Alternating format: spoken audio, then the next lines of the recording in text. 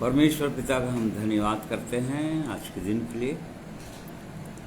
उसने फिर से हमारे जीवन में एक नया दिन जोड़ा है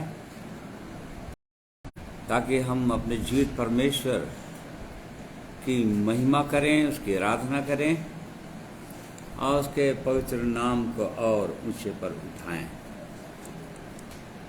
और उसके पवित्र वचन के द्वारा उसकी महिमा को अपने जीवन में होते हुए देखें।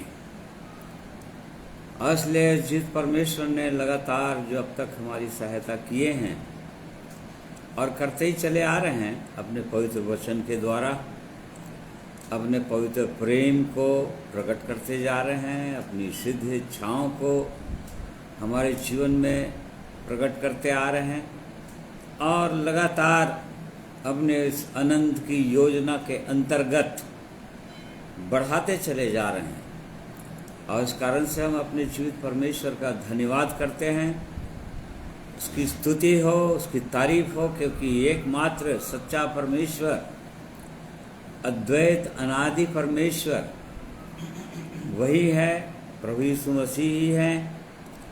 और इस कारण से हम उसकी महिमा करते हैं और उसके पवित्र नाम के चरणों में आते हैं।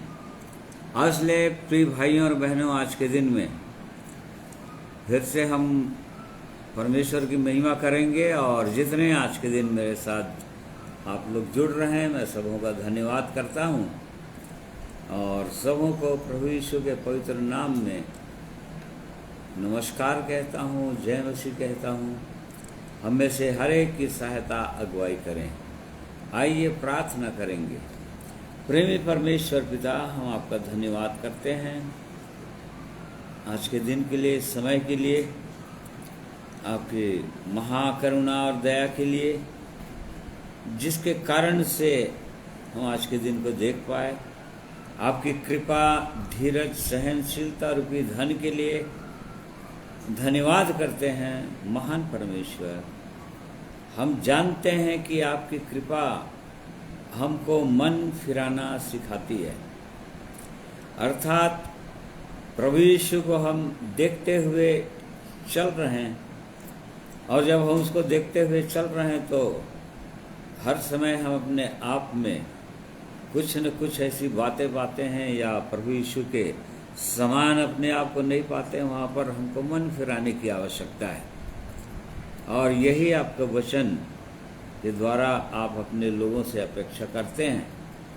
और इसलिए प्रभु जी धन्यवाद करते हैं आपके पवित्र वचन के लिए, पवित्र आत्मा के लिए जो हमारा सहायक, हमारा शिक्षक है, और वैसे ही प्रभु यीशु के लहू के लिए जिसके द्वारा ये संभव हुआ है कि हम अब जीवित परमेश्वर के समीप आ सके हैं, ताकि आपको हम व्यक्तिगत रीति से जानें और आपके पूरे पहचान में बढ़ सकें। और इसलिए प्रभु, हम इस बात को जानते हैं कि अभी हमारा ज्ञान अधूरा है, अल्प है और हम बहुत थोड़ा ही जान पाए हैं आपको, और इसलिए और जानना चाहते हैं महान परमेश्वर। और इसलिए हमें से हर एक की सहायता अगुवाई कीजिए। प्रार्थना प्रभु यीशु के नाम में मांगते हैं, सुनिए, ग्रहण कीजिए, आमीन। आइए प्रभु की महिमा में हम कुछ गीतों को सुनेंगे, गा सकते हैं जिनको आता है अपने अपने जगहों में, ताकि हम उसकी आराधना करें।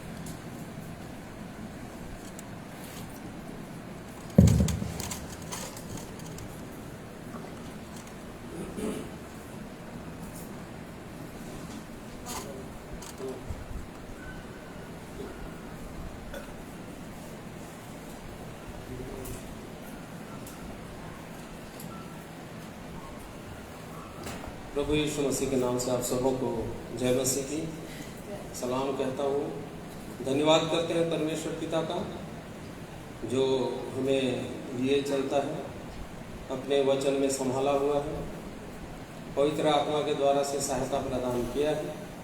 प्रभु यीशु मसीह का धन्यवाद जो उद्धार करने के लिए हमारे लिए पूरी रीति से अपने आप को दे दिया, और वो चाहता है कि हम भी अपने जीवन को, अपने हृदय को चढ़ाएं और पूरे मन से, पूरे हृदय से उसकी प्रशंसा और आराधना उपासना करें। आइए हम प्रभु की महिमा में गाएंगे गीत नंबर 115, हृदय भेंट चढ़ाएं प्रभु को। हेलो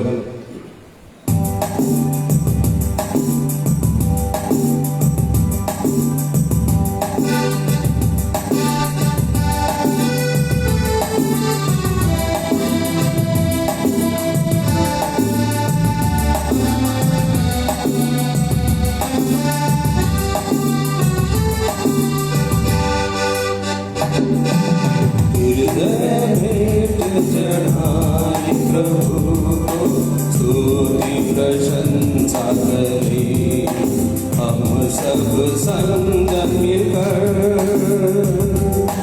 हृदय भेंट चढ़ाएं प्रभु को, स्तुति प्रशंसा करें हम सब संग मिलकर।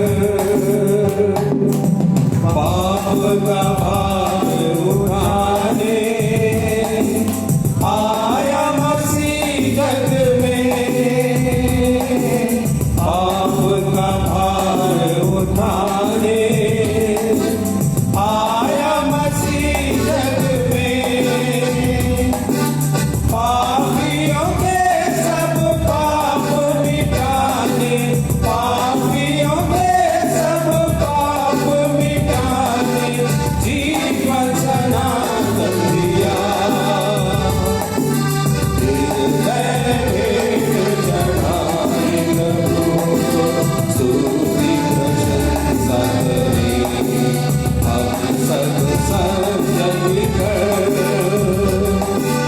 संकट क्लेश उठाया नाम दिन बनकर, संकट क्लेश उठाया नाम दिन बनकर, द्वार उद्धार का खोला प्रभु जी, द्वार उद्धार का खोला प्रभु जी, सनातन आशा दी। हृदय भेंट चढ़ाएं प्रभु को, स्तुति प्रशंसा करें अब सब संग मिलकर। आश्रय स्वर्गीय प्रेम हम पापियों के लिए, आश्रय स्वर्गीय प्रेम हम पापियों के लिए। फिर मत जाना पापी जगत में, फिर मत जाना पापी जगत में, पापों में ना फंस कर। हृदय भेंट चढ़ाएं प्रभु को, स्तुति प्रशंसा करें अब सब संग मिलकर। अर्पण करते हैं तुझको आत्मा और प्राण भी, अर्पण करते हैं तुझको आत्मा और प्राण भी। रक्षा करो प्रभु इस जीवन की, रक्षा करो प्रभु इस जीवन की, विनती हमारी यही। हृदय भेंट चढ़ाएं प्रभु को, स्तुति प्रशंसा करें अब सब संग मिलकर।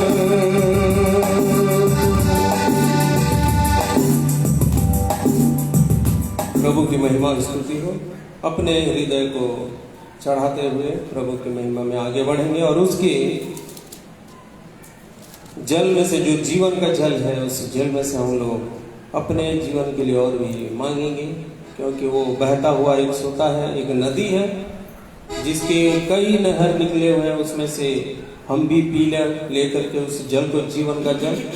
आइए इस गीत को गाएंगे। एक नदी है जिसकी लहरों से परमेश्वर के नगर में, परम प्रधान के पवित्र निवास में आनंद होता है।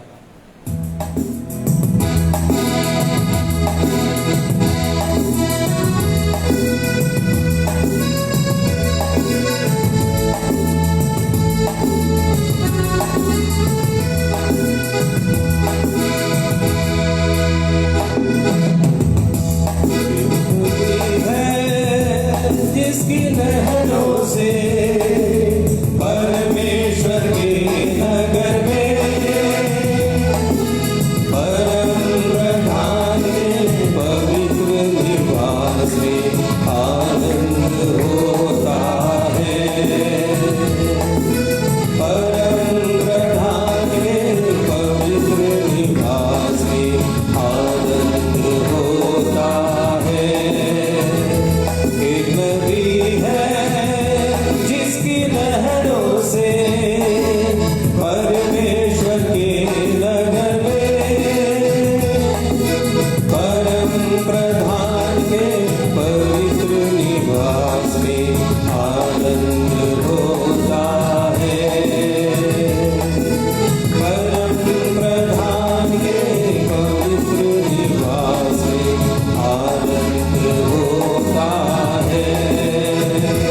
एक नदी है, पास आओ सब प्यासे लोगों, पानी के पास आओ। पास आओ सब प्यासे लोगों, पानी के पास आओ।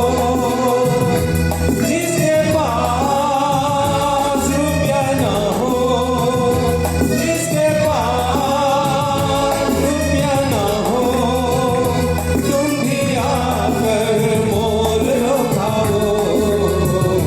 एक नदी है जिसकी लहरों से परमेश्वर के नगर में, परम प्रधान के पवित्र निवास में आनंद होता है। परम प्रधान के पवित्र निवास में आनंद होता है। एक नदी है, एक बार जो पी ले पानी, होगी न उसकी हानि। एक बार जो पी ले पानी, होगी न उसकी हानि।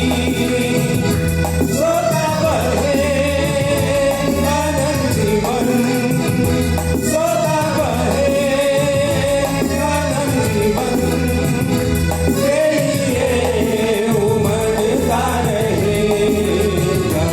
एक नदी है जिसकी लहरों से परमेश्वर के नगर में, प्रधान के पवित्र निवास में आनंद होता है।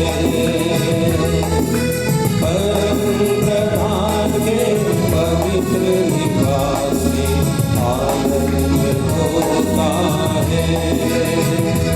एक नदी है, भला होगा कि मेरी आज्ञाओं को ध्यान से सुने। भला होगा कि मेरी आज्ञाओं को ध्यान से सुने। तेरी शांति नदी के समान, तेरी शांति नदी के समान, तेरा धर्म समुद्र के समान होगा। एक नदी है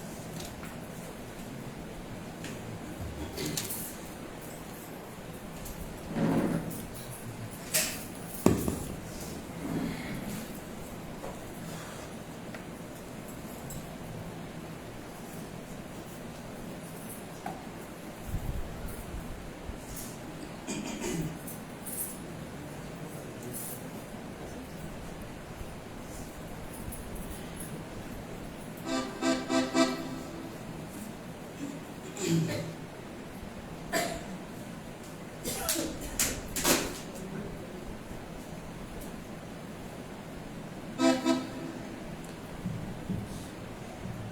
पिता का धन्यवाद देता हूँ मैं आज के दिन के लिए और सुबह के लिए। परमेश्वर ने आज के दिन को दिखाया है और संभाल के रखा है, इसलिए मैं परमेश्वर पिता को धन्यवाद देता हूँ। एक गीत को गा के मैं परमेश्वर पिता की स्तुति करना चाहता हूँ। गीत के बोल हैं, अगर हमको तेरा सहारा ना होता तो बचना भी मुमकिन हमारा ना होता। सचमुच में बहुत सही बात है कि यदि परमेश्वर की दया, उसकी करुणा हमारे जीवन में प्रतिदिन ना हो तो हम जीवित नहीं रह सकते। लेकिन परमेश्वर जो प्रेमी परमेश्वर है वो प्रतिदिन हम पर दया करते हैं, हम पर करुणा करते हैं कि हम जीवित रहें। इसलिए आइए परमेश्वर पिता की स्तुति करते हैं इस गीत को।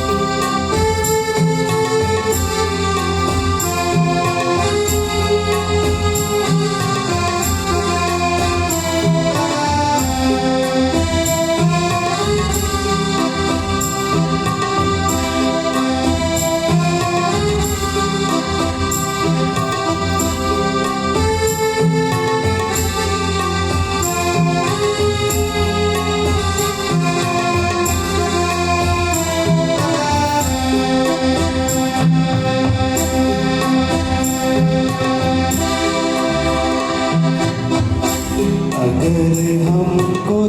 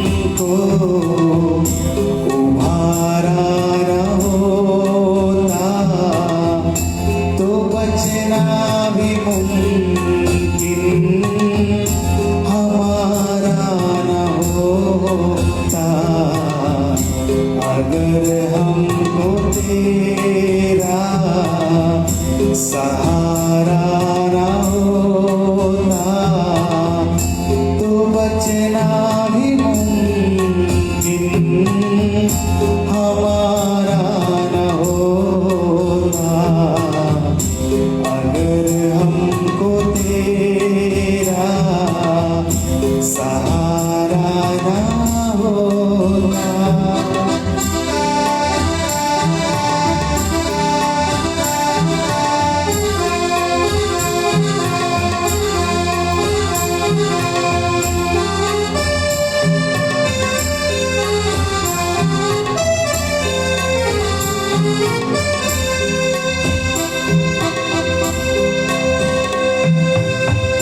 अगर साथ तुम हो सभी कुछ है हासिल मसीहा तुम ही तो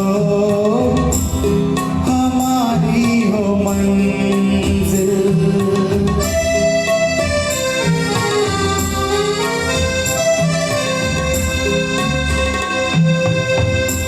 अगर साथ तुम हो सभी कुछ है हासिल मसीहा तुम ही तो हमारी हो मंजिल हमारी हो मंजिल। अगर तुमने हमको सवारा न होता तो बचना भी मुमकिन हमारा न होता अगर हमको तेरा सहारा न होता तो बचना भी मुमकिन हमारा न होता अगर हमको तेरा सहारा न होता।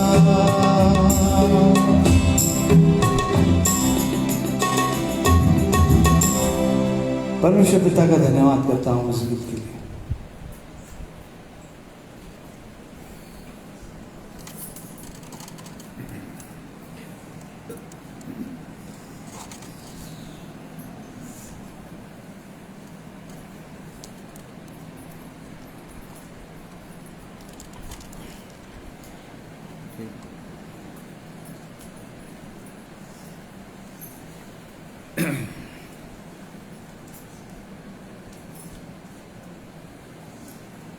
परमेश्वर का धन्यवाद करते हैं सुंदर गीतों के लिए और उन गीतों के सुंदर बोल के लिए कि यदि परमेश्वर हमारा सहारा ना होता या उसकी कृपा हमारे जीवन में नहीं होती तो आज के दिन को हम देख नहीं पाते।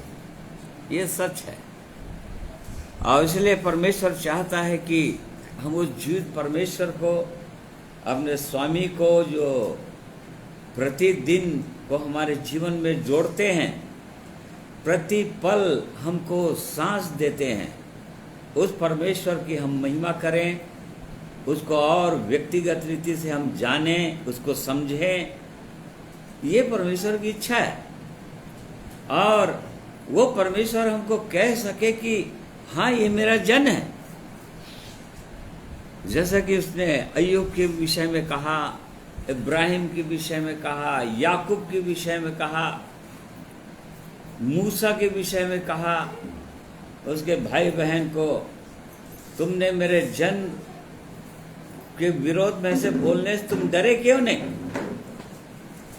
और इसलिए वो परमेश्वर चाहता है कि हम भी उसके योग्य ठहरें और परमेश्वर हमारी भी इस तरह से बड़ाई कर सके और हम उसके प्रति विश्वास योग्य ठहर सकें। और इसलिए जीवित परमेश्वर का हम धन्यवाद करते हैं। आज के दिन में एक वचन को हम मनन करेंगे जो पाया जाता है 1 तीमुथियुस उसका 6वां अध्याय।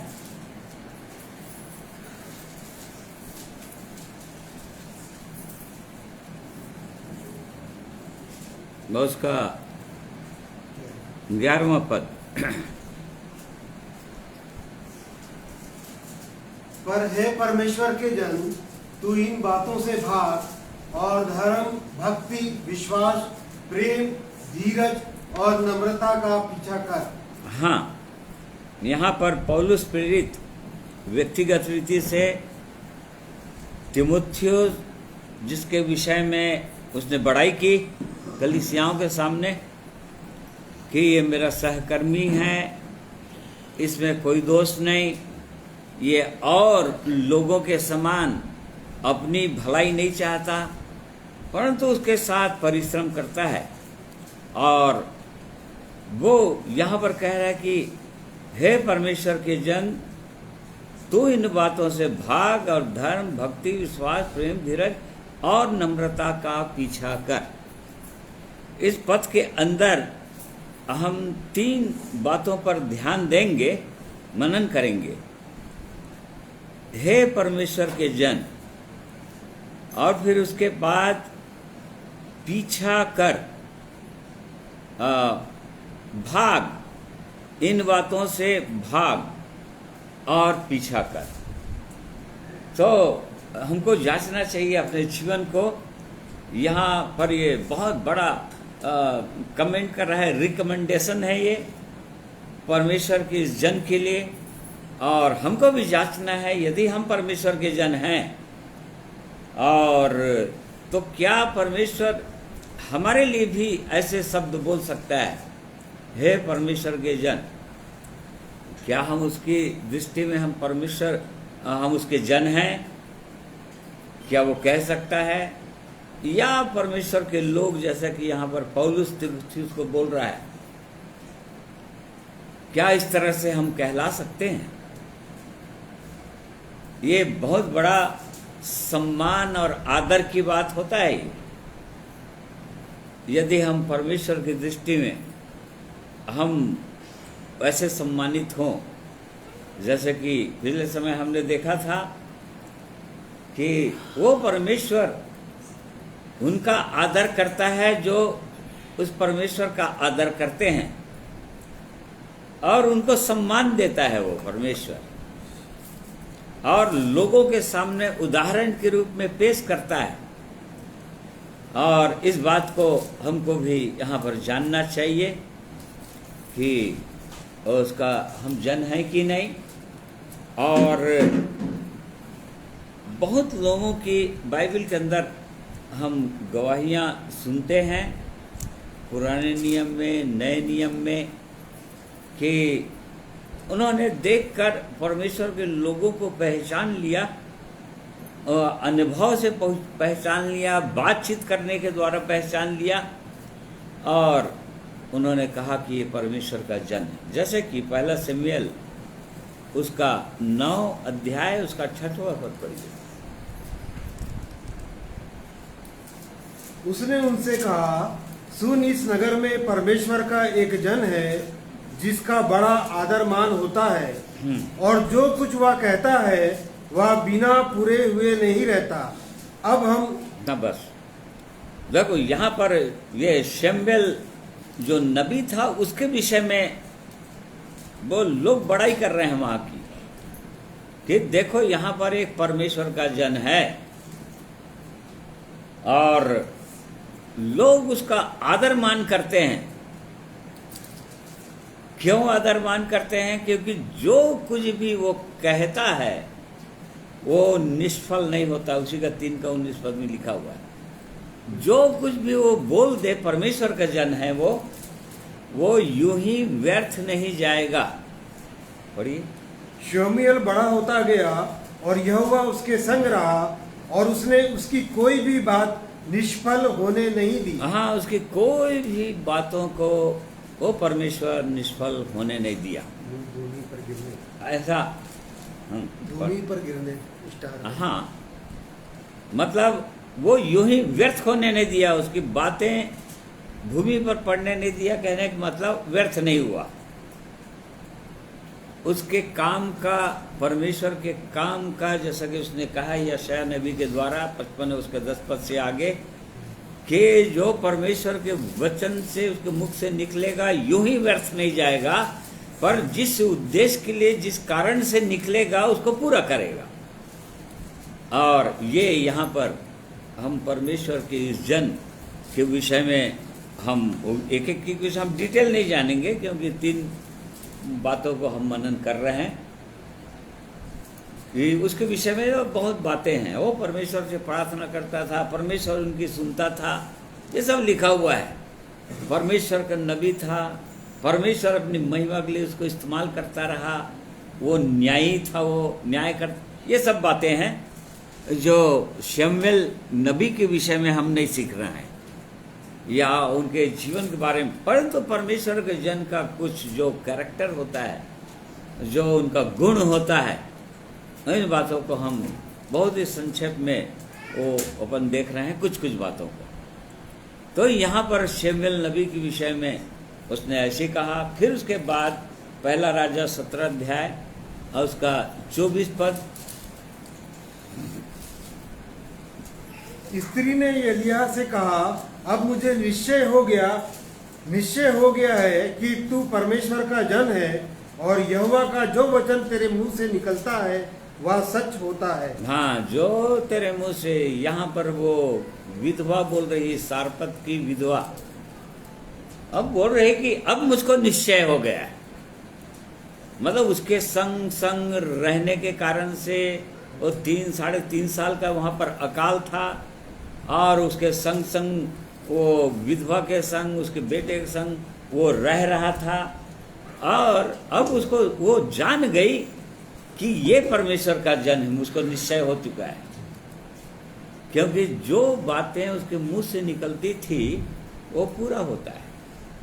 और परमेश्वर ने यह पहचान दिया था व्यवस्था विवरण के अंदर। तुम कैसे पहचानोगे कि कौन परमेश्वर का जन है, या जिनके द्वारा परमेश्वर लोगों से बातें करता है नबी के रूप में, कैसे पहचानोगे? 20 पद से 18 अध्याय का व्यवस्था विवरण 18 अध्याय उसका 20 पद से देखिए। परमेश्वर ने पहले ही पहचान दे दिया है, और इस कारण से उसके बाद भी लोग चूंकि बाइबल को ठीक से पढ़ते नहीं हैं, और इस कारण से कौन परमेश्वर का जन है, कौन परमेश्वर का जन नहीं है, इसको पहचान नहीं पाते हैं। पढ़िए।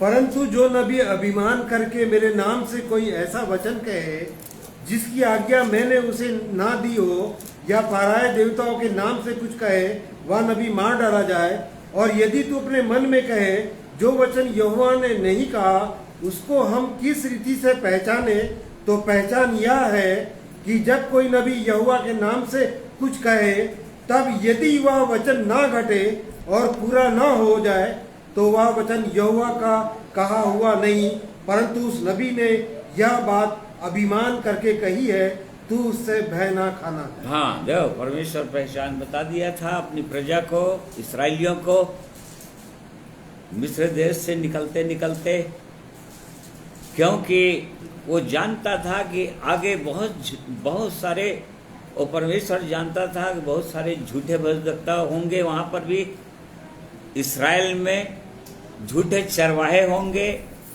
और झूठे लोग होंगे वो, और इस कारण से पहले ही वो पहचान बता दिया था। और इसलिए आज भी उस समय के समान आज भी, अभी तो और बहुत ज्यादा हो गए, अधिक हो गए हैं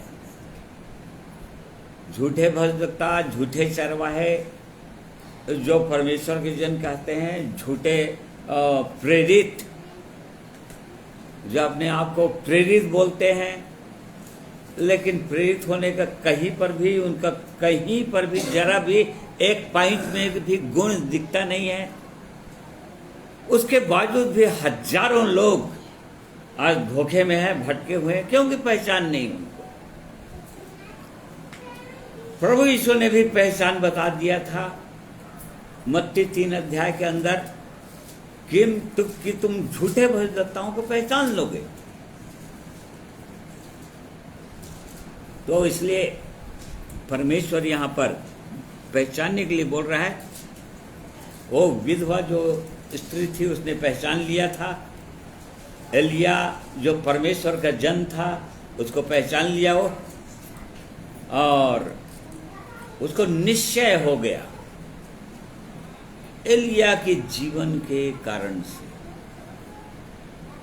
उसके जीवन में आशीषें आ गई, अद्भुत आश्चर्य कम वो देखी कि अकाल के समय में परमेश्वर के जन के साथ रहने से क्या होता है। वो कभी भूखी नहीं रही, उसके बाद मृत्यु का भय उसका जाता रहा। और इस प्रकार से ये परमेश्वर के जनों की पहचान होती है। फिर वैसे ही हम देख सकते हैं दूसरा राजा 4 अध्याय उसका 8 और 9 पद भी पढ़िए। फिर उसने 10 मेज बनवा कर, कौन सा दूसरा इतिहास, इतिहास नहीं, राजा, दूसरा राजा 4 अध्याय 8 और 9 पद।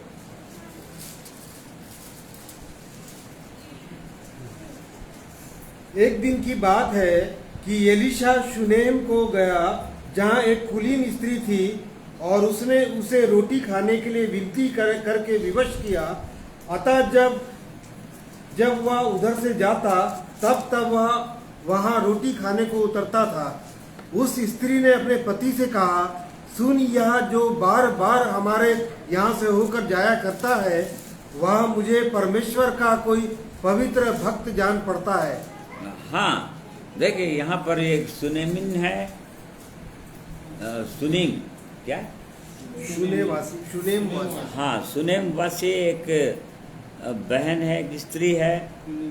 हाँ, कुलीन स्त्री मतलब सभ्य स्त्री, अच्छा मतलब डिसेंट मैनर्ड ऐसा कह सकते हैं, उस स्त्री थी। और उसी रास्ते से जहाँ पर इनका घर था, समझो उसी रास्ते से बार बार ये परमेश्वर का जन एलीशा जाया करता था।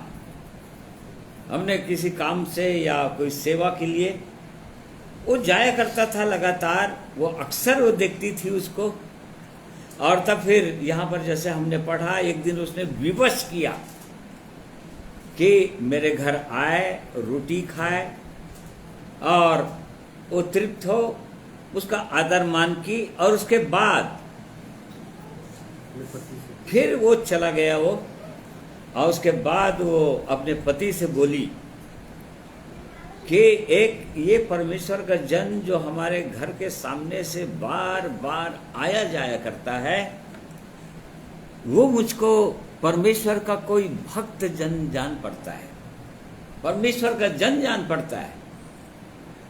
वो देखिए एक बार उसके घर में आया, उससे बातचीत किया वो, और उसके वो हमेशा वो उसको उस रास्ते से आते जाते देखती रही। उतने में ही वो जान ली एक कोई परमेश्वर का जन है। तो जो परमेश्वर के लोग होते हैं उनको उनकी सब बातों के द्वारा, उसके चाल चलन, पहरावे, बोली भाषा, सब के द्वारा एक व्यक्ति जिनसे वो एक बार मिल लेगा परमेश्वर का जन, वो लोग जान जाएंगे कि ये परमेश्वर का जन है। जिस प्रकार से यहाँ पर वो कुलीन स्त्री जान गई, ये मेरे को कोई परमेश्वर का जन जान पड़ता है। क्यों? क्योंकि उसका जीवन व्यवहार बहुत ही अलग है और लोगों से एकदम ही अलग है, और परमेश्वर उसके द्वारा निश्चित रूप से अद्भुत काम करता है। पवित्र भक्त जान पड़ता है। देख लो, पवित्र जीवन ऐसे ही लोगों को दिखाई देता है, प्रकाशमान जीवन ऐसे ही लोगों को दिखाई देता है। प्रभु यीशु ने भी कहा, जो नगर पहाड़ पर बसा हुआ है छिप नहीं सकता। क्यों? क्योंकि उसके जीवन के अंदर जो परमेश्वर की इच्छा के अनुसार जो भले भले काम लोगों को दिखाई देंगे, और इससे वो लोग जान जाएंगे कि परमेश्वर के लोग हैं। फिर हम दाऊद के विषय में भी हम जान सकते हैं एक जन के विषय में, और देखें कि परमेश्वर के जन क्यों कहता है परमेश्वर। ओ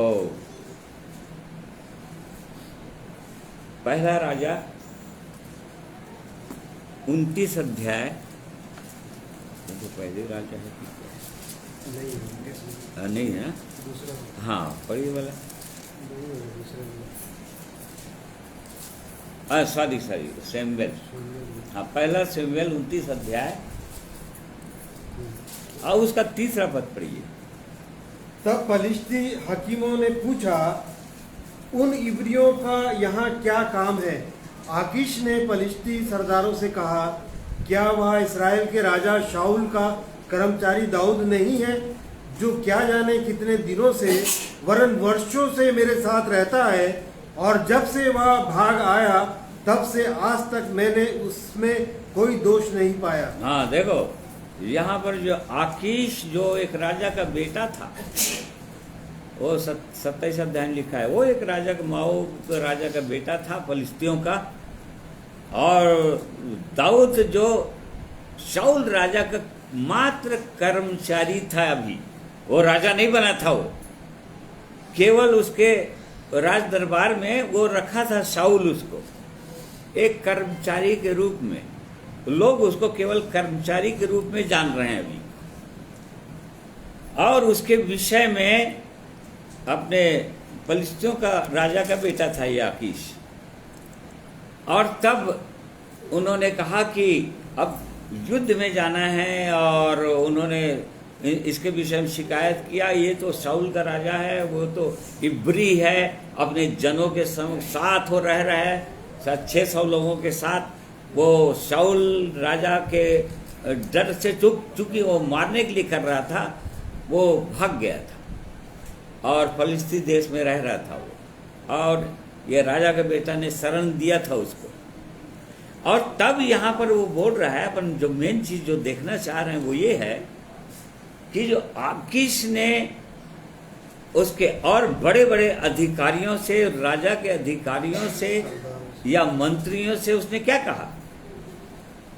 आकीश ने फलिश्ती सरदारों से कहा, क्या वह इस्राएल के राजा शाऊल का कर्मचारी दाऊद नहीं है, जो क्या जाने कितने दिनों से वरन वर्षों से मेरे साथ रहता है, और जब से वह भाग आया है तब से आज तक मैंने उसमें कोई दोष। हाँ देखो, कितने दिनों से रह रहा है मेरे साथ यहाँ पर, 1-2 दिन नहीं कि 1-2 दिन, कुछ दिन के लिए हैं, अपनी गवाही खराब ना हो करके किसी प्रकार से अपने आप को रोक लें, ऐसा नहीं। वो कितने दिनों से मेरे साथ है, वरन वर्षों से बोल रहा है, और मैंने उसके जीवन में कोई दोष नहीं पाया, कोई दोष नहीं पाया। उसी 6वां पद पढ़िए। तब आकीश ने दाऊद को बुलवाकर उससे कहा, यहोवा के जीवन की शपथ, तू तो सीधा है, और सेना में मैं मेरे संग आना जाना भी मुझे भावता है, क्योंकि जब से तू मेरे पास आया तब से लेकर आज तक मैंने ना तो तुझ में कोई बुराई नहीं पाई। तो भी सरदार लोग ना, बस यहाँ पर उसने अब कहा कि अब सरदार लोग नहीं चाह रहे हैं भाई कि कहीं तुम तो इस्राएल राजा के कर्मचारी हो और कहीं उसके अंदर, वो लोग तो नहीं जान रहे, आकीश जान रहे हैं उसके जीवन के विषय में। और तब भी वो लोग बोले कि कहीं वो हमारा विरोधी ना हो जाए सेना में, और इस कारण से, क्योंकि उसके विषय में सुन रखे थे कि शाऊल ने तो हजारों के मारा, लेकिन ये तो दाऊद तो लाखों को मारने वाला व्यक्ति है, और उसने पता नहीं कब विरोध में आ जाए, इसलिए उसके सरदारों ने कहा कि नहीं, इसको सेना में नहीं रखना है, इसको भेज दो भाई, उसको अपने देश भेजो। और तब फिर यहाँ पर भी उसकी बड़ाई कर रहा है कि मैंने तुझ में कोई बुराई, इतने सालों से तू मेरे साथ है, लेकिन मैं तुमने कोई बुराई, कोई दोष नहीं पाया। ये सच है। अब पौलुस ने भी कहा, रोमियो 8 का 33 पद में पढ़ते हैं, मेरे चुने हुओं पर कौन दोष लगाएगा? वो परमेश्वर के चुने हुओं पर कोई दोष नहीं लगा सकता, क्योंकि उनका जीवन ऐसा होगा। तो यहाँ पर इसी कारण से ये पौलुस जो है तीमुथियुस को बोल रहा है कि हे परमेश्वर के जन, अब यहाँ पर हमको जानना है। अब परमेश्वर के जनों को ही परमेश्वर और सिद्ध करना चाह रहा है। इसका मतलब ये नहीं कि परमेश्वर के जन कह रहा है तो तीमुथियुस जो है सिद्ध हो गया हो, ऐसा नहीं है। एकदम सिद्धता की ओर बढ़ता चला जा रहा है। जैसा कि हम पहला तीमुथियुस 3 अध्याय उसका 16 और 17 पद देखते हैं। पढ़िए। हाँ, 3 अध्याय 16-17 पद। इसमें संदेह नहीं कि भक्ति का भेद नहीं, दूसरा तीमुथियुस होगा। हाँ, संपूर्ण पवित्र शास्त्र परमेश्वर की प्रेरणा से रचा गया है और उपदेश और समझाने और सुधारने और धार्मिकता की शिक्षा के लिए लाभदायक है, ताकि परमेश्वर का जन सिद्ध बने और हर एक भले काम के लिए तत्पर हो जाए। ना देखो, ताकि परमेश्वर का जन, देखो परमेश्वर का जन ही सिद्ध बन सकता है। वो यदि परमेश्वर का जन ही नहीं बना है तो वो सिद्ध होने का तो सवाल ही नहीं उठता। वो परमेश्वर अपना जन ही नहीं कहता उनको, यदि परमेश्वर के जन नहीं बने हैं तो यहाँ पर लिखा है कि परमेश्वर का जो उपदेश है, जो वचन है, और ये सब चीजें जो है इसलिए दिया है अपनी प्रेरणा से, पवित्र आत्मा की प्रेरणा से। ये संपूर्ण परमेश्वर के वचन को वो परमेश्वर ने अपनी आत्मा के प्रकाशन से लिखवाया अपने लोगों के द्वारा। बस उसका एक ही उद्देश्य है यहाँ पर, ताकि परमेश्वर का जन सिद्ध बने और किसी भले काम की उसके जीवन में कोई घटी ना हो। और इसी कारण से यहाँ पर पौलुस तीमुथियुस को बोल रहा है कि हे परमेश्वर के जन, तो इन बातों से भाग। अब देखो, परमेश्वर अपने लोगों को, अपने जनों को, जो लोग उसके शरण में आ गए हैं और सही में परमेश्वर के मार्ग में चलने लगे हैं, पवित्र जीवन जीते जीते, अब वो चाहता है कि उसके लोग सिद्ध बने और हर प्रकार का भला काम उनके जीवन में दिखाई देने लगे, ताकि लोग आशीषित हों। इसलिए यहां पर बोल रहा है कि पर हे परमेश्वर के जन, तो इन बातों से भाग। देखो, इन बातों से भाग बोल रहा है,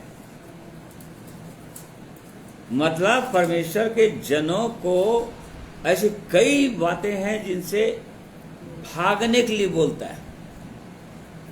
फ्ली बोलता है, फ्ली फ्रॉम दीज थिंग्स।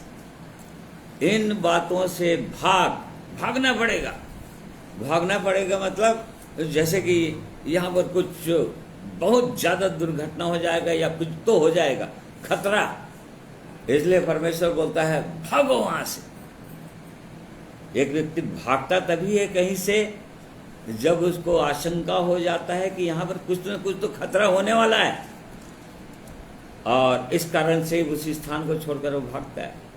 परमेश्वर का जन, परमेश्वर अपने जनों को ऐसे कई चीजों से, कई जगहों से वो भागने के लिए बोलता है। भागो। यहाँ पर तीमुथियुस जो परमेश्वर का जन है, जिसकी बड़ाई पौलुस ने किया, और उसको अब यहाँ पर कह रहा है कि हे परमेश्वर का जन, तू इन बातों से भाग। किन बातों से भागने के लिए बोल रहे हैं यहाँ पर? ये तीन पद के ऊपर में, हाँ, जो हेडिंग है उस क्या है? झूठी शिक्षा और धन का लोभ। झूठी शिक्षा और धन का लोभ।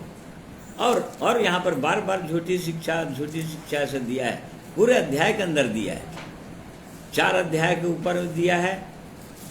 झूठे शिक्षक, देखो, झूठी शिक्षा और झूठे शिक्षक, मतलब झूठी शिक्षा देने वाले लोग, झूठे शिक्षक, उनसे भी भागना है। झूठे शिक्षकों से भागना है और झूठी शिक्षाओं से भागना है। धन के लोभ से भागना है और बुरी बुरी अभिलाषाओं से भागना है। जैसे कि यहाँ पर 9 पद में हम पढ़ते हैं, 6 का 9 पद।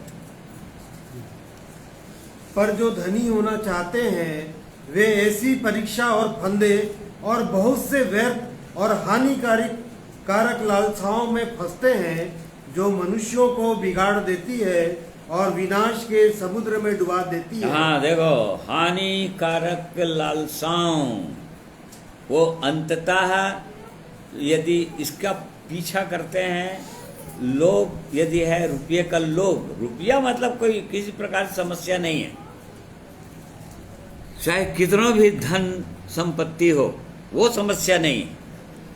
समस्या तब होता है जब उसका लोभ आ जाता है मनुष्य को, लालच आ गया उसके प्रति, और तब फिर वो कई प्रकार की परीक्षाएं उसके जीवन में आएंगी, व्यर्थ और हानिकारक लालसाओं में वो डूब जाएगा और इस प्रकार से विनाश के समुद्र में खत्म हो जाएगा।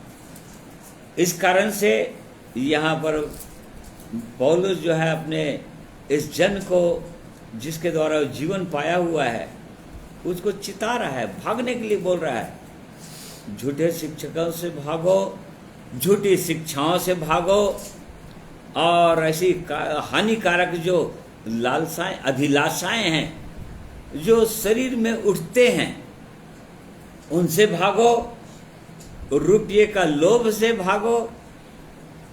ये सब चीज वो चिता रहा है। दूसरा तीमुथियुस 2 का 22 पद पढ़िए। जवानी की अभिलाषाओं से भाग, और जो शुद्ध मन से प्रभु का नाम लेते हैं उनके साथ धर्म और विश्वास और प्रेम और मेल मिलाप का पीछा कर। हाँ देखो, यहाँ पर बोल रहा है, अरे ये तो कई सालों से परमेश्वर का जन है, इसको चिताने की क्या जरूरत है। तो बहुत सुंदर तरीके से, और जो पौलुस के साथ काम कर रहे थे उनसे कहीं अधिक पौलुस ने इसकी बड़ाई किया है। मतलब इन चीजों से तो बचे ही हुआ है वो, तो अभिलाषाओं से, फिर उसको चिताने की क्या जरूरत है, वो तो बहुत सुंदर जीवन जी रहा है। तो प्रिय भाइयों और बहनों, लेकिन परमेश्वर के लोगों को परमेश्वर अपने ऐसे वचनों के द्वारा बार बार चिताता है कि अपनी जवानी के अभिलाषाओं से भाग, उसको भागना है, नहीं तो फंस जाएगा फिर आगे चलकर किसी भी प्रकार से। और दुष्ट जो है इसके जीवन में कार्य करने लगेगा, उसके अंदर घमंड उत्पन्न कर देगा, उसके अंदर लालच उत्पन्न कर देगा, और कई प्रकार के और उसके जीवन में पाप आ जाएंगे। और इस कारण से वो परमेश्वर बोलता है कि इन चीज़ों से भागना ही पड़ेगा, और इसलिए भागो बोलता है। और कई चीज़ों से पौलुस ने कहा कलीसियाओं को, जैसे कि 1 कुरिन्थी 6 अध्याय उसका 18 पद पढ़िए। व्यभिचार से बचे रहो, जितने अन्य पाप मनुष्य हाँ, बस यहाँ पर व्यभिचार से बचे रहो, इंग्लिश बाइबल में लिखा है फ्ली फ्रॉम फॉर्निकेशन, मतलब फॉर्निकेशन अर्थात व्यभिचार से भागो। यहाँ पर कुरिन्थियों की कलीसिया को बोल रहा है पौलुस प्रेरित, कलीसिया के रूप में जब इकट्ठे हुए हैं तो उनको पत्र के द्वारा बोल रहा है, इनसे भागो, इनसे भागना पड़ेगा, नहीं तो आगे चलकर फंस जाओगे और फिर परमेश्वर के अनुग्रह से वंचित हो जाओगे। और इसलिए परमेश्वर अपने लोगों को ऐसे चीज़ों से बचाना ही चाहता है, और चाहता है कि इन चीज़ों से हम दूर रहें, हटें। भागे बोलता है, भागे मतलब वहाँ से हटना पड़ेगा, और सेल्फ कॉन्फिडेंस वहाँ पर नहीं होना चाहिए। कई लोग सेल्फ कॉन्फिडेंस या स्वतः पर भरोसा कर गए, मुझको कुछ नहीं होगा, जैसे पतरस कर रहा था, और सब कुछ छोड़ के भाग जाएंगे प्रभु यीशु, लेकिन मैं नहीं भागूंगा, प्राण दे दूंगा आपको। वो अपने ऊपर भरोसा कर रहा था। नहीं, अपने ऊपर भरोसा नहीं करना है, हम पुराने नियम में यूसुफ के विषय में हम पढ़ते हैं, जब ऐसी परिस्थितियां आई, ऐसे परीक्षाओं का समय आया, तो वहां पर लिखा है वो भागा वहां से। और नए नियम के अंदर भी परमेश्वर इस चीज को बताना चाह रहा है नए नियम के विश्वासियों को कि ऐसे जगहों से भागो, भागना पड़ेगा, नहीं तो फंदा आ जाएगा। फिर इसी का 10 का 14 पद भी पढ़िए। हाँ,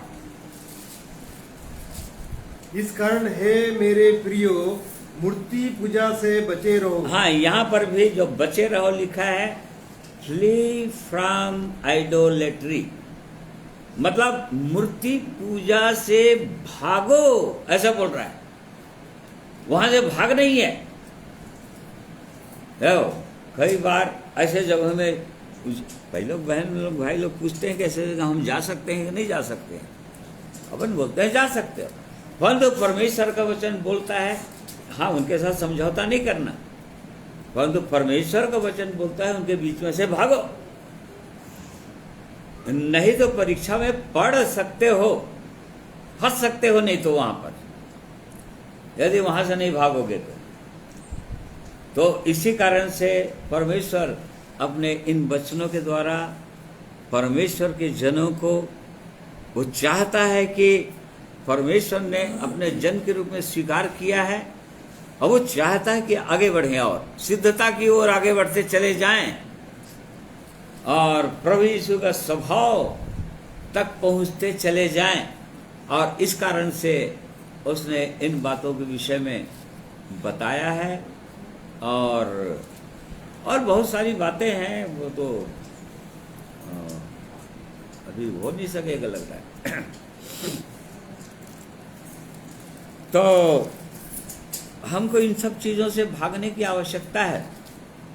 पुराने नियम के अंदर वो लूत के विषय में हम जानते हैं, परमेश्वर ने जो लूत जो अपने घराने समेत सदोम में रहता था, सदोम के लोग दुष्ट थे एकदम और भयंकर रीति से पापों में डूब गए थे।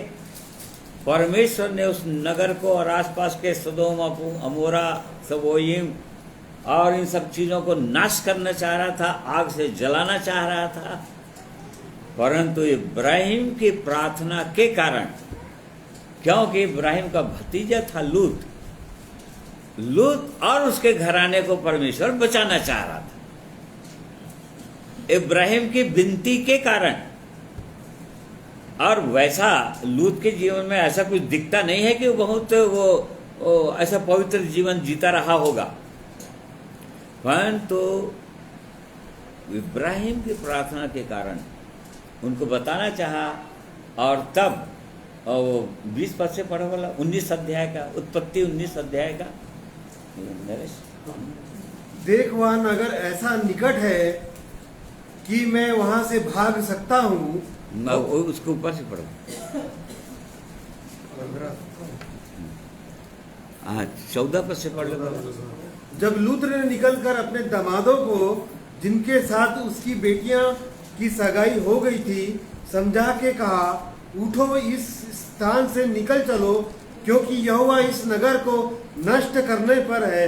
पर वह अपने दामादों की दृष्टि में ठट्टा करने वाला जान पड़ा। हाँ, देख लो, ऐसे ऐसे दामाद ढूंढा था उसने जो परमेश्वर पर विश्वास ही नहीं करता, और इस कारण से जब ऐसा समय आया तो उसी को ठट्ठों में उड़ा रहे हैं वो लोग। और आगे, जब फो फटने लगी तब दूतों ने लूत से जल्दी करने को कहा और वो बोले, उठ, अपनी पत्नी और दोनों बेटियों को जो यहाँ के हैं ले जा, नहीं तो तू भी इस नगर के अधर्म में भस्म हो जाएगा।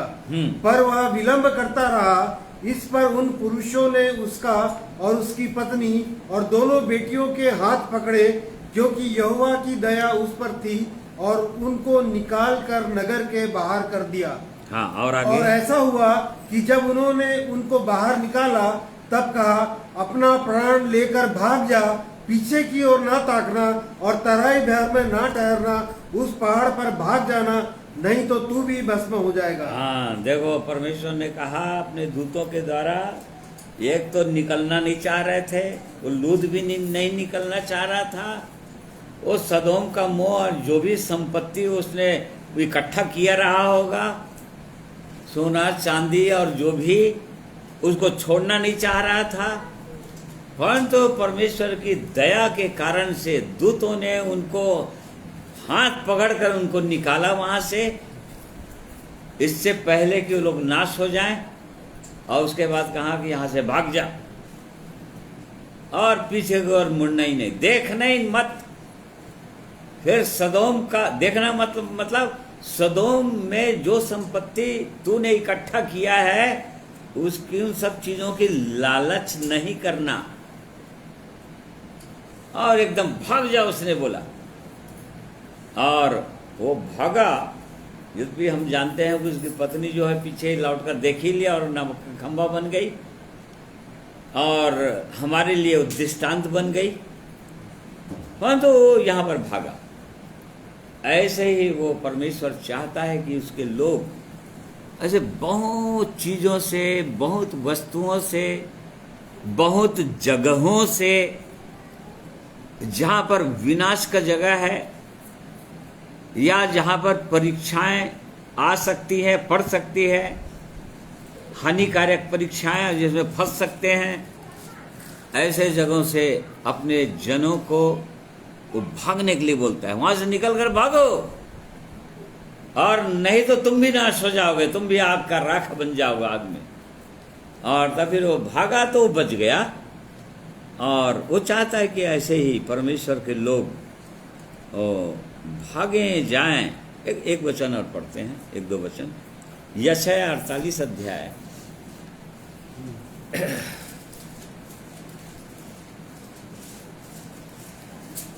उसका 20वां पद पढ़िए।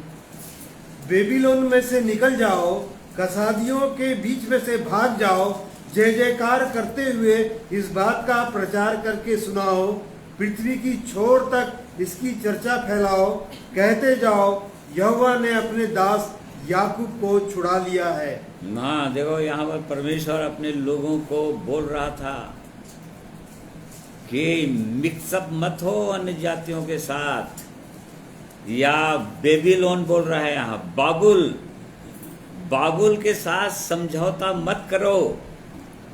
और या बाबुल की कलीसिया भी वर्तमान में, एक तो यरूशलेम की कलीसिया है जो ऊपर की कलीसिया है, और दूसरा यदि ऊपर की कलीसिया नहीं है तो बाबुल है, जहां पर केवल समझौते हैं, जहां पर अपनी मर्जी से चलता है, अपनी दृष्टि के अनुसार चलते हैं, अपनी मनुष्यों की आज्ञाओं को धर्म उपदेश करके सिखाया जाता है। इन सबको बाबुल कहता है। वो बाबुल की कलीसिया बोलता है। वो परमेश्वर बोलता है वहां से भागो, वहां से निकलो, नहीं तो फंस जाओगे, वहीं नाश हो जाओगे वहीं से। ओ परमेश्वर चाहता है वहां से निकलो, बाबुल से निकलो, हाँ, कसदियों के देश से निकलो। ओ परमेश्वर ने इब्राहिम को जो चुना था अपने लिए, इसलिए कहा था कसदियों के देश से निकल जाओ, क्योंकि मैंने तुमको चुन लिया है अपने जन के रूप में। और आज भी वो हमको बोलता है कि ऐसे फंदों से बचे रहना, ऐसे समझौतों से बचे रहना, अर्थात भाग जाना वहां से, और नहीं तो आगे चलकर फंदा होगा। जकरिया नबी की पुस्तक 2:7 पढ़िए वाले। जकरिया नबी का पुस्तक, हाँ, हे बेबीलोन वाली जाति के संग रहने वाली। हाँ, देखो यहाँ पर बोल रहा है बेबीलोन वाली जाति के संग रहने वाली, सियोन को बचकर निकल भाग। देखो उनसे बचकर निकलो। कहाँ तुम बाबुल जैसे जो जिनके बीच में केवल, बाबुल मतलब होता है गड़बड़ी, जहां जिनके बीच में केवल गड़बड़ियां हैं, झगड़े, लड़ाई, उससे डाह, उससे जलन, उससे भेदभाव, उससे कपट, उससे ईर्ष्या, आंखों की अभिलाषा, संसार में खोए हुए हैं, पापों का जीवन जी रहे हैं, ऐसे लोगों के साथ रहते हो, ऐसे लोगों के साथ उसकी उपासना करते हो। वो परमेश्वर बोला कि यहां से भागो, उनसे किसी तरह से निकलो, बचो। और कहां चले जाओ?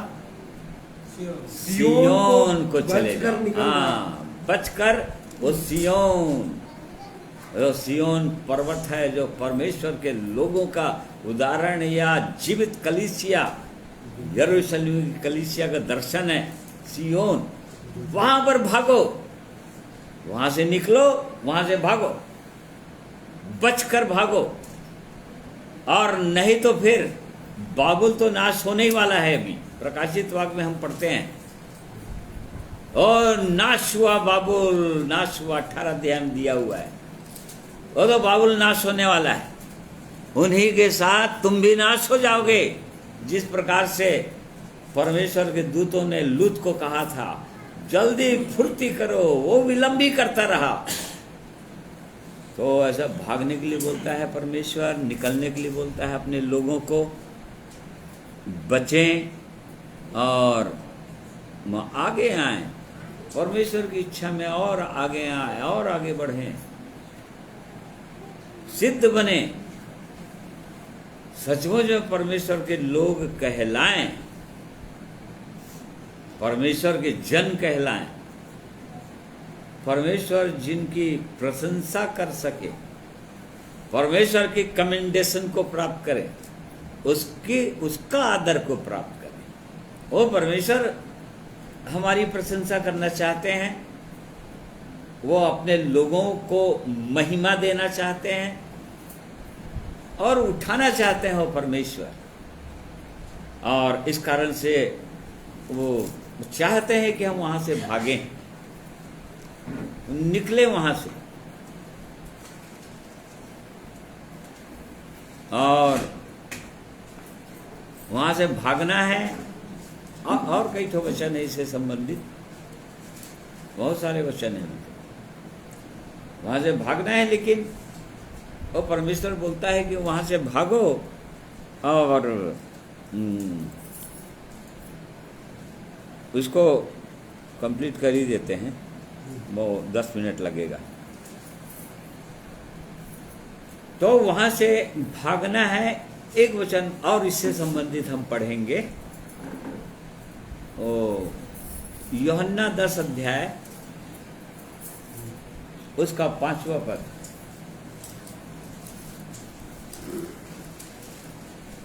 परंतु वे पराये के पीछे नहीं जाएगी, परंतु उससे भागेंगी, क्योंकि वे परायों का शब्द नहीं पहचानती। हाँ, मतलब यहाँ पर प्रभु यीशु बोल रहे थे कि जो लोग द्वार से प्रवेश नहीं करते, प्रभु यीशु ने कहा द्वार मैं हूं, और जो प्रभु यीशु के द्वारा प्रवेश नहीं करते, उसके कलीसिया के अंदर या क्रूस के मार्ग से नहीं जाते, क्रूस का मार्ग, क्रूस पर मरने का जीवन, क्रूस पर अपनी अभिलाषाओं को चढ़ाने का जीवन, अपने लिए मरने का जीवन, ये द्वार है। यहां से यदि नहीं प्रवेश करते तो सब चोर और डाकू। और परंतु मैं भेड़ों का द्वार हूं बोला, और मेरी भेड़ें मेरे शब्द पहचानती है, मेरे पीछे पीछे चलती है, हो लेती है। वो परायों से भागती है, वो ऐसा लिखा है, परायों से, परायों के पीछे नहीं जाएगी। हाँ, परायों के पीछे नहीं।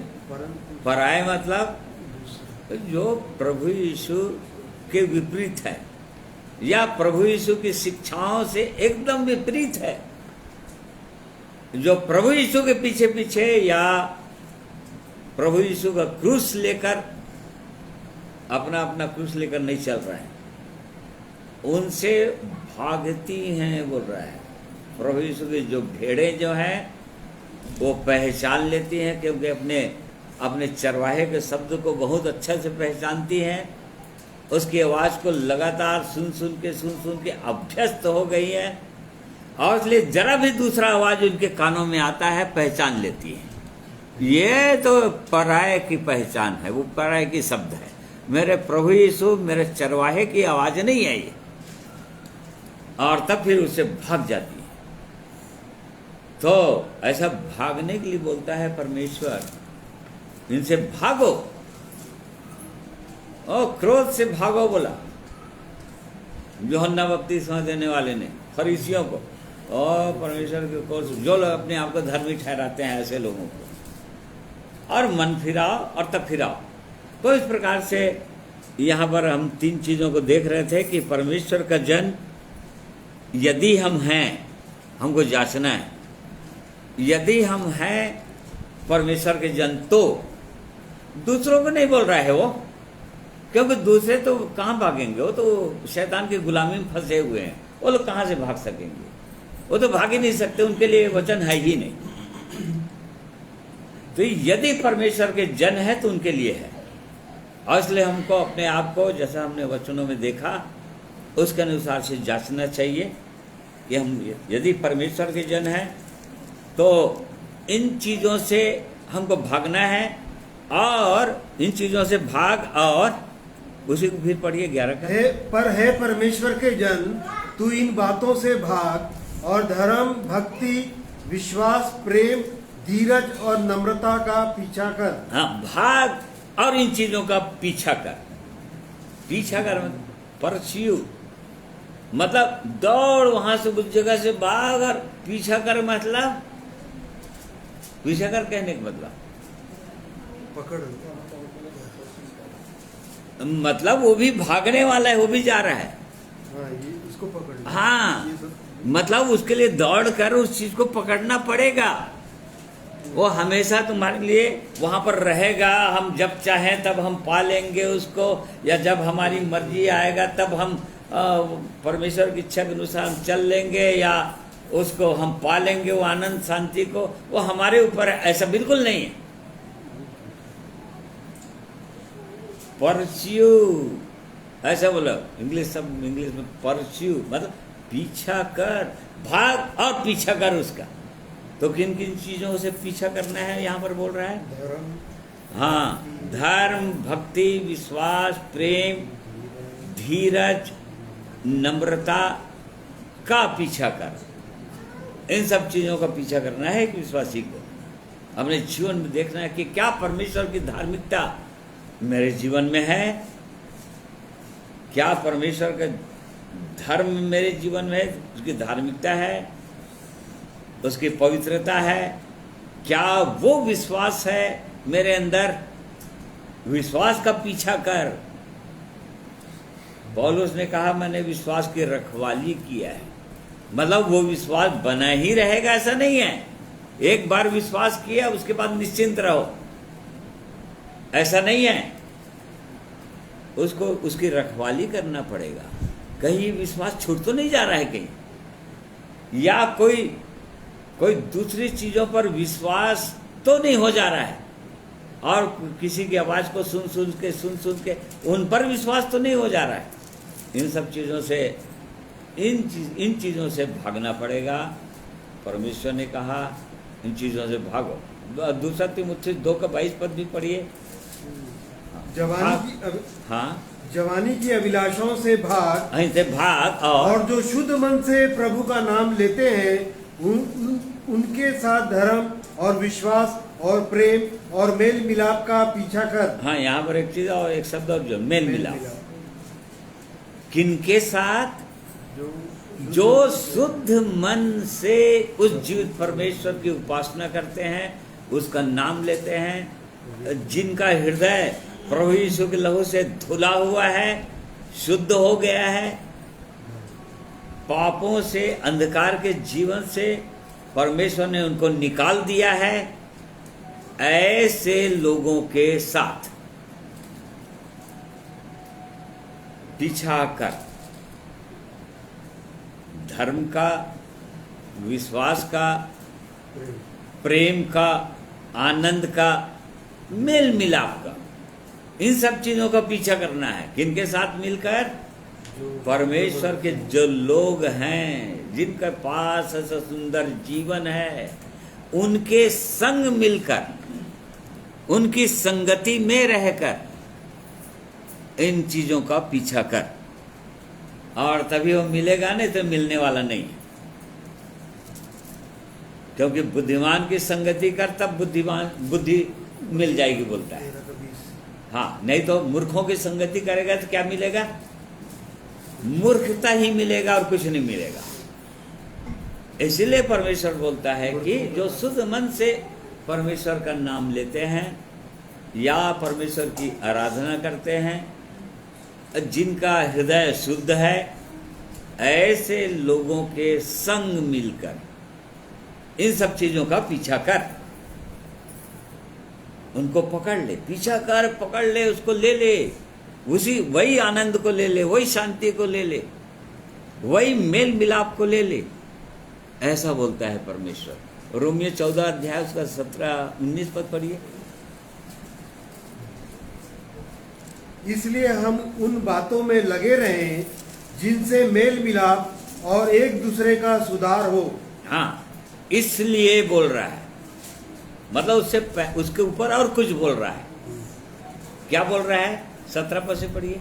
क्योंकि परमेश्वर का राज्य खाना पीना नहीं, परंतु धर्म और मेल मिलाप और वह आनंद है जो पवित्र आत्मा से होता है। जो कोई इस रीति से मसीह की सेवा करता है, वह परमेश्वर को भाता है और मनुष्यों में ग्रहण योग्य ठहरता है। इसलिए क्या कर? इसलिए हम उन बातों में लगे रहें कि इंग्लिश पद में लिखा है, इंग्लिश में परस्यू, पीछा करें। इसलिए इन चीजों का हम पीछा करें। मेल मिलाप, धर्म, आनंद, वो परमेश्वर का आनंद जो अद्भुत पवित्र आत्मा में होता है, पवित्र आत्मा का आनंद, पवित्र आत्मा की शांति, पवित्र आत्मा का मेल, एक दूसरे से मेल मिलाप, इनका पीछा कर। उनको वहां से भागना है और इनका पीछा करना है। इन बातों को हमको जांचना चाहिए। एक पद और पढ़िए, इब्रानियों 12 अध्याय उसका 14 पद।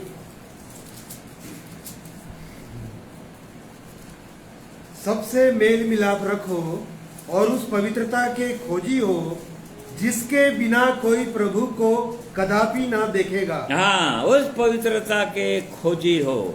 मैंने यहाँ पर भी इंग्लिश बाइबल में वैसे लिखा है कि खोजी हो, मतलब उसका पीछा करो, उस मेल मिलाप का पीछा करो, बोल रहा है। मैं पढ़ दे रहा हूं। Pursue peace with all men and holiness, without which no one will see the Lord. इनका पीछा करो बोल रहा है, मेल मिलाप का पीछा करो और उस पवित्रता की खोज करो, उस पवित्रता की पीछा करो जिसके बिना कोई कदापि प्रभु को नहीं देख पाएगा। देख लीजिए, वो परमेश्वर अपने लोगों की इन सब चीजों को पीछा करना चाहता है। बोलता है कि इन सब चीजों से भागो यदि परमेश्वर के जन हो तो, और इन सब चीजों का पीछा करो। एक पद और पढ़ेंगे, नीति वचन 21 उसका 21 पद।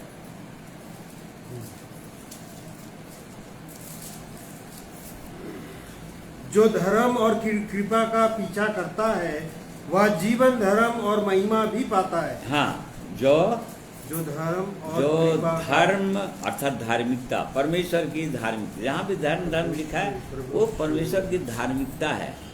परमेश्वर की धार्मिकता मतलब परमेश्वर का जीवन, जो धर्म और कृपा, परमेश्वर की कृपा, परमेश्वर की कृपा का पीछा करता है, वह जीवन, धर्म और महिमा, वो जीवन, धर्म और महिमा भी पाता है। देखो, इन सब चीजों की हमको पीछा करना है, और इसलिए और बहुत गंभीर होकर हमको जांचना चाहिए कि क्या हम इन बातों पर ध्यान दे रहे हैं। परमेश्वर के जन को बोल रहे हो, जो लोग परमेश्वर के जन हैं, पर हे परमेश्वर के जन, इन बातों से भागना ही पड़ेगा। तू परमेश्वर का जन है और इसलिए निश्चिंत नहीं रहना, वहाँ से भाग बोल रहा है, वहाँ से ठहर मत और इन सब चीज़ों का पीछा कर। ये परमेश्वर की सिद्ध इच्छा है और इसलिए हमको भी अपने जीवनों को जांचना चाहिए। इन बिंदुओं पर जो हमने आज के दिन में मनन किया कि क्या मैं परमेश्वर के जन हूँ, क्या हम परमेश्वर के जन हैं, और क्या हम इन चीज़ों से भाग रहे हैं लगातार अपने जीवन से, इन बातों को देखकर जांचकर अपने जीवन से पवित्र आत्मा के द्वारा जय पा रहे हैं, निकाल रहे हैं अपने जीवन से ऐसे बुराइयों को। और क्या जो सुंदर जो परमेश्वर का जीवन है जिसके विषय में हमने पढ़ा, इन सब चीज़ों का पीछा कर रहे हैं। जो प्रभु यीशु मसीह का स्वभाव है, जो प्रभु यीशु मसीह का स्वभाव था, उसका जीवन था, क्या वो उसके जीवन के हम संभागी होना चाहते हैं, उसके गुणों के हम संभागी होना चाह रहे हैं, प्राप्त करना चाह रहे हैं। इन बातों को वो परमेश्वर चाहता है कि उसके लोग बहुत गंभीरता से लें, जांचें और प्राप्त करें। इसलिए परमेश्वर का धन्यवाद करते हैं उसके इन पवित्र वचनों के लिए, ऐसा प्रोत्साहित करने वाले, इनकरेज करने वाले परमेश्वर के वचनों के लिए हम धन्यवाद करते हैं। और परमेश्वर इसमें हम में से हर एक की सहायता अगुवाई करें। आइए प्रभु की महिमा में एक गीत सुनेंगे और उसके बाद प्रार्थना के साथ आज की संगति को समाप्त करेंगे।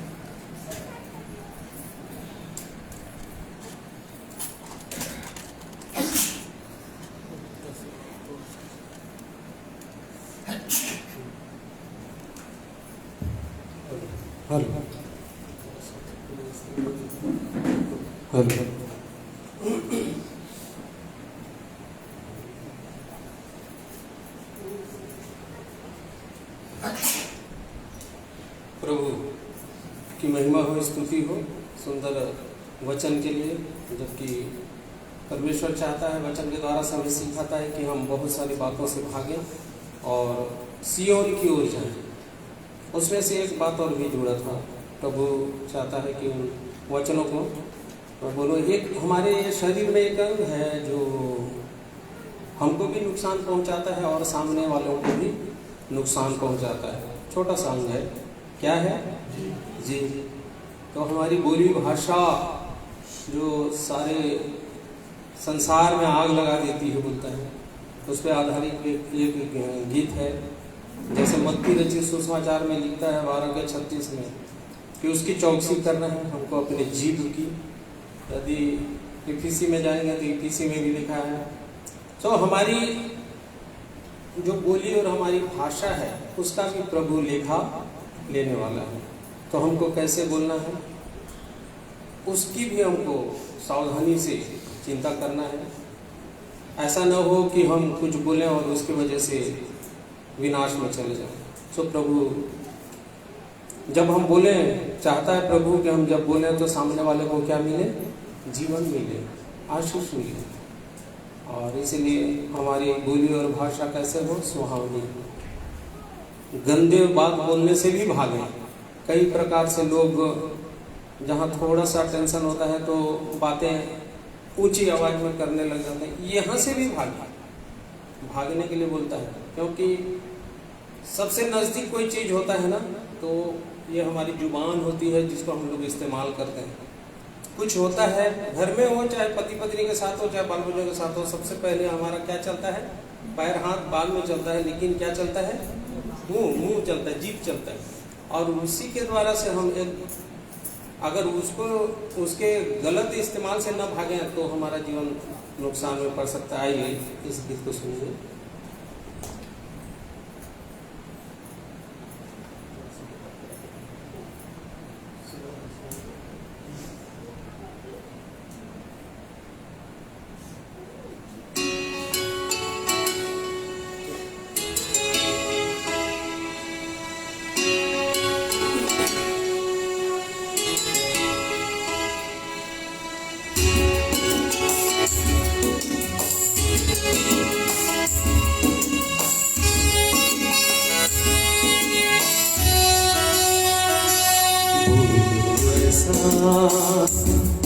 कि जीवन मिले प्रभु ऐसा, कि जीवन मिले प्रभु ऐसा, कि जीवन मिले प्रभु ऐसा, कि जीवन मिले। तेरी बोली तेरी भाषा देना होगा तुझको देखा, बोलो ऐसा कि जीवन मिले तो ऐसा, कि जीवन रहे।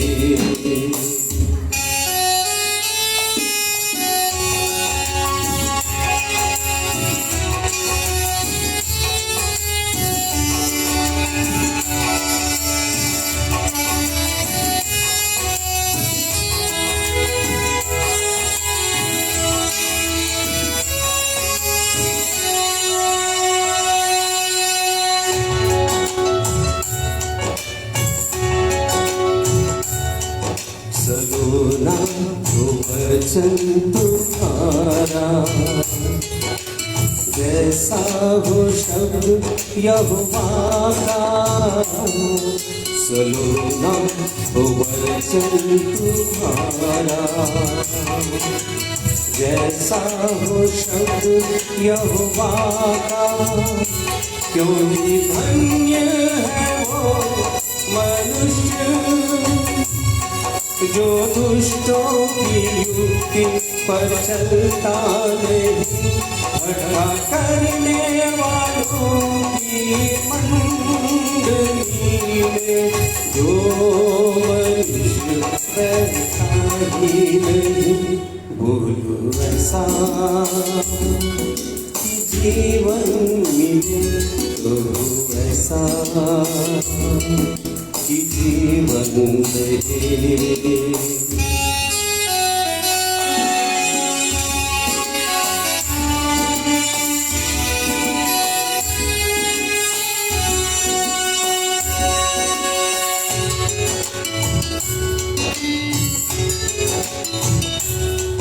सुहानी हो बातें तुम्हारी, सत्य पवित्र मन भावनी। सुहानी हो बातें तुम्हारी, सत्य पवित्र मन भावनी। क्योंकि सच्चाई की बातें सदा जीवन प्रदान करती है, और पवित्र बातें ही सदा शांति सभी देती है। बोलो ऐसा कि जीवन मिले तो ऐसा, कि जीवन रहे। कि जीवन मिले तो ऐसा, कि जीवन रहे। तेरी बोली तेरी भाषा देना होगा तुझको देखा, बोलो ऐसा कि जीवन मिले तो ऐसा, कि जीवन रहे।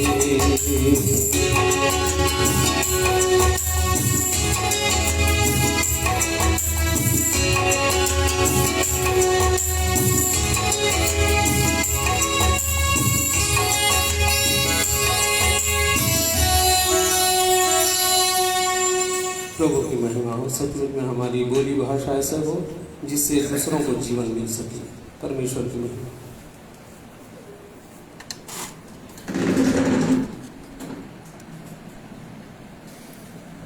परमेश्वर पिता का हम धन्यवाद करते हैं ऐसे सुंदर प्रोत्साहित करने वाले वचनों के लिए, परमेश्वर के प्रेम के लिए, कि ऐसे वचनों के द्वारा वो परमेश्वर अपने प्रेम को अपने लोगों पर प्रकट करते हैं, क्योंकि वो चाहते हैं उद्देश्य, जिस उद्देश्य से उसने बुलाया है हमें, और जिस उद्देश्य से अपने लोगों को बुलाते हैं, वो चाहते हैं कि उद्देश्य पूरा हो, अर्थात पूरी रीति से प्रभु यीशु का स्वभाव आए, उसके सद्गुण हमारे जीवनों के द्वारा प्रकट हों। और इसी कारण से वो चाहते हैं कि अपने इन सब अंगों का भी अपन चौकसी करें। जीभ का जो जिसके विषय में बाइबल तो बहुत खतरनाक अंग करके बताती है, उसके विषय में तो और ज़्यादा चौकसी करना है। और इसलिए परमेश्वर का धन्यवाद करते हैं, आज के दिन में उसने हमारी सहायता किया है और परमेश्वर आगे भी हमारी सहायता करेगा। आज के दिन में जांचने में भी सहायता किया, और इसलिए आइए प्रार्थना करेंगे। प्रेमी परमेश्वर पिता, हम धन्यवाद करते हैं आपका, इसलिए कि आप हमसे प्रेम करते हैं और इसलिए कि आपने हमको अंधकार में से निकाला है, अद्भुत अपनी ज्योति में लाया है और प्रभु यीशु के लहू से हमको धोकर शुद्ध किया है। और महान परमेश्वर, आप हमें अपना जन के रूप में जानना चाहते हैं, पुकारना चाहते हैं, और इसलिए चाहते हैं प्रभु कि वे सारे गुण जो आपके पवित्र वचन से हमने अभी देखा, वो सारे गुण हमारे जीवन में आ जाएं और उन सब चीज़ों से हमें आप दूर करना चाहते हैं जो हमको आपके स्वभाव या आपके पीछे चलने से रोकते हैं।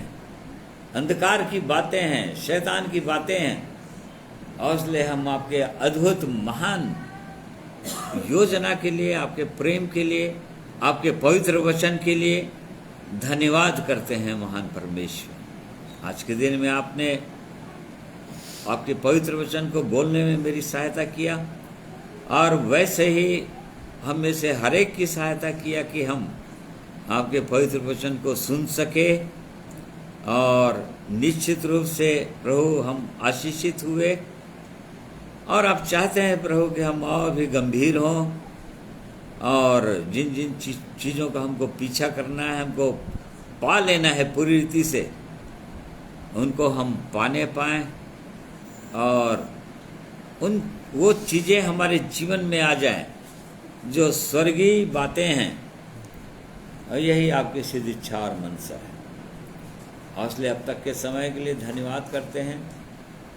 आपकी गीतों के द्वारा महिमा करने में आपने भाइयों की भी सहायता किया और हम सबों की सहायता किया प्रभु, क्योंकि आप सचमुच में महिमा के योग्य परमेश्वर। आप चाहते हैं कि आपकी महिमा निरंतर होती रहे अब आपके लोगों के द्वारा, और इसी तरह से हम और आगे बढ़ सकें। और इसलिए सब कुछ को आपके हाथों में सौंप देते हैं, धन्यवाद करते हैं, और इस प्रार्थना को प्रभु यीशु के नाम में मांगते हैं। सुनिए, ग्रहण कीजिए। आमीन।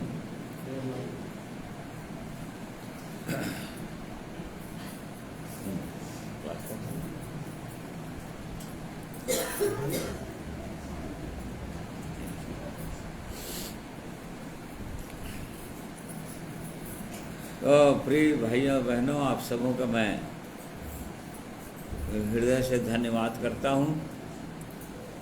आप सब लोग मेरे साथ जुड़े हुए हैं और मैं विश्वास करता हूँ कि आप आशीषित हुए हैं आज के वचन के द्वारा।